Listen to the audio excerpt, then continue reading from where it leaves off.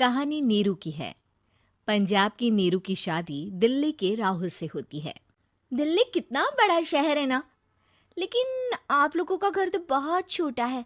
हमारे पंजाब में तो ये बड़े बड़े घर होते हैं कि मजा ही आ जाता है। कोई बात नहीं नीरू, मैं भी तुम्हारे लिए बहुत बड़ा मकान बनाऊंगा बहुत जल्दी। नीरू के पिता जहाँ पंजाब के जाने माने व्यापारी थे, वहीं उसका पति राहुल दिल्ली में एक सिंपल नौकरी करता था। माँ, यहाँ तो घी मक्खन इतना महंगा है कि क्या बताऊं। मैं तो तरस ही जाती हूँ घी खाने के लिए। नीरू की माँ को ये सुनकर बहुत दुख होता है। मेरी बेटी को घी नसीब नहीं हो रहा है और ये बहू यहाँ बैठकर घी में शक्कर डाल रही है। देख वनिता, मैं साफ कह रही हूँ, इस घर में जितना घी आएगा उतना ही मेरी बेटी के घर दिल्ली भी जाएगा। अरे ये क्या बात होती है माँ जी? बेटी का उतना ही करो जो अच्छा लगे। अब क्या मायके से घी और मक्खन तक की सप्लाई करोगी आप? हाँ, मेरी बेटी किसी चीज को तरसे मुझसे बर्दाश्त नहीं होता। अब क्या था, नीरू के मायके में 2 किलो घी आता तो 2 किलो दिल्ली जाता नीरू के पास। एक दिन, माँ बड़ी गर्मी पड़ती है दिल्ली में। इस घर में तो एक ही एसी है और वो भी ड्राइंग रूम में। सारा परिवार एक ही कमरे में सोता है। हाँ बेटा, वो तो हर घर की कहानी है। यहाँ भी एक ही एसी है। अरे बिल इतना आता है कि क्या बोलूं। तभी वहां राकेश आ जाता है। माँ, थोड़ी देर में यहाँ कुछ प्लम्बर आएंगे मेरे कमरे में एसी लगाने। जरा ध्यान से लगवा देना ना माँ। ओए, ऐसे कैसे तेरे कमरे में एसी लगेगा? हाँ राकेश, एक बार बात तो कर लेता। अरे पापा, वो वनिता को गर्मी में नींद नहीं आती। ड्राइंग रूम में सबके साथ सोने में वो अनकंफर्टेबल है, इसलिए। अरे पूरे परिवार के साथ वहां तेरी बहन नीरू भी तो सोती है। वो नहीं हो रही क्या अनकंफर्टेबल? समझ रहा है ना? अगर एसी लगेगा तो एक दिल्ली में तेरी बहन के कमरे में भी लगेगा, तभी तू लगा सकेगा। राकेश वनिता को सारी बात बताता है। वनिता करती भी क्या, मन मारकर बैठ जाती है।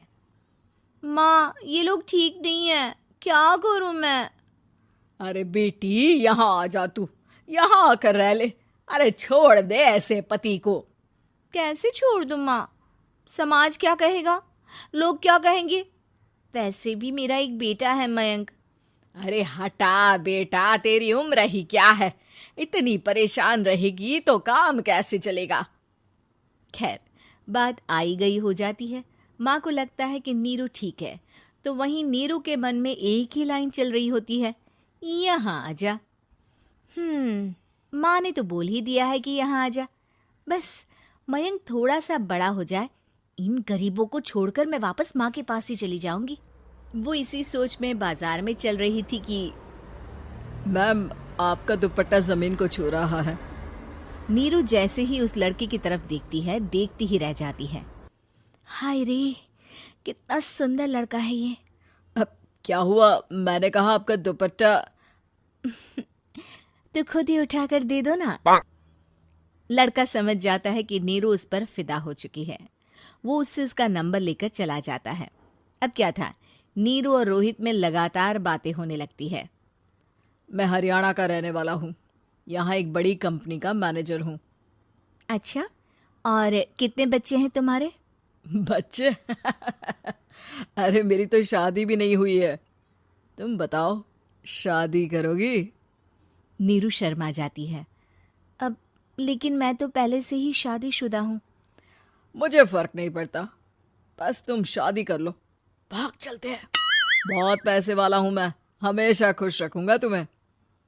नीरू रोहित से मिलकर सारा प्लान बना लेती है और फिर एक दिन घर से भाग जाती है। दोनों शादी कर लेते हैं। शादी के बाद, क्या बात है नीरू, तुम्हें परेशान सा देखता हूँ, सब ठीक तो है ना? हाँ हाँ, सब ठीक है।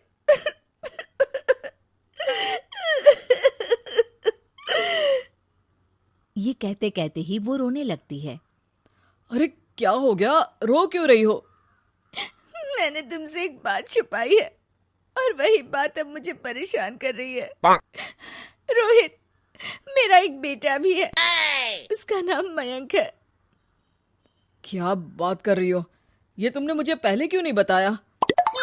देखो नीरू, मेरी माँ को मैंने ये नहीं बताया है कि तुम शादीशुदा हो। बच्चा मैं मैनेज नहीं कर पाऊंगा। नीरू को समझ में नहीं आता कि वो क्या करे। तुम उस बच्चे को अपनी माँ को क्यों नहीं दे देती? नीरू चुपके से माँ को फोन करती है। माँ, क्या मयंक को तुम रख सकती हो? बेटा, मैं राकेश के साथ बात करती हूँ। आखिर घर का बेटा वही है, जो वो बोलेगा। वैसे भी बेटा, तूने जो किया है ना, उसके बाद से पूरा घर तेरी बुराई कर रहा है। मैं भी अब किसी से तेरे लिए लड़ नहीं सकती। राकेश बेटा, नीरू ने तो जो किया बहुत ही बुरा किया, लेकिन मैं सोच रही थी कि क्यों ना मयंक को हम यहाँ ले आए। तभी वनीता बोल पड़ती है। वाह जी, ऐसे कैसे यहाँ ले आए? यहाँ क्या भंडारा भरा है? और जिस बच्चे की माँ ने नहीं सोचा, उसके लिए हम क्यों सोचे?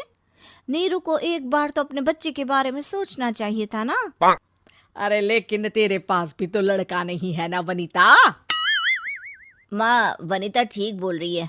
कल को वो बड़ा होकर इसी घर का हिस्सा मांगेगा तो हम क्या करेंगे? माँ कहती भी तो क्या, वो चुप रह जाती है।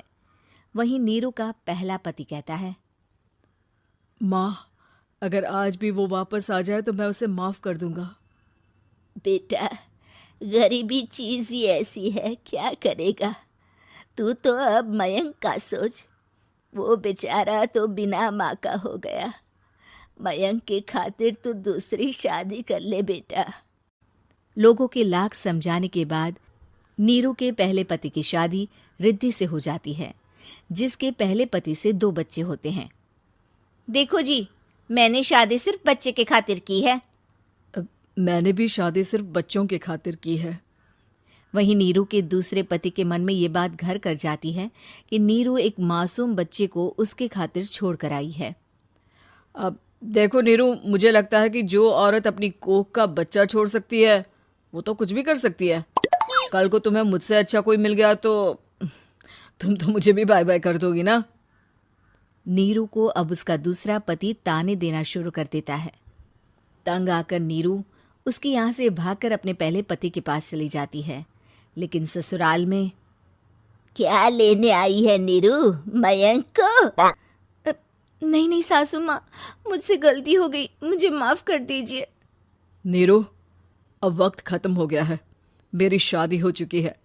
तो छोड़ दो ना उसे, हमारा बच्चा है। मैं आपको अपनी माँ नहीं मानता, मेरी नहीं मान तो बात अच्छी है। नीरू मयंक की बात सुनकर समझ जाती है कि उसके पास अब ना आसमान रहा ना ही जमीन।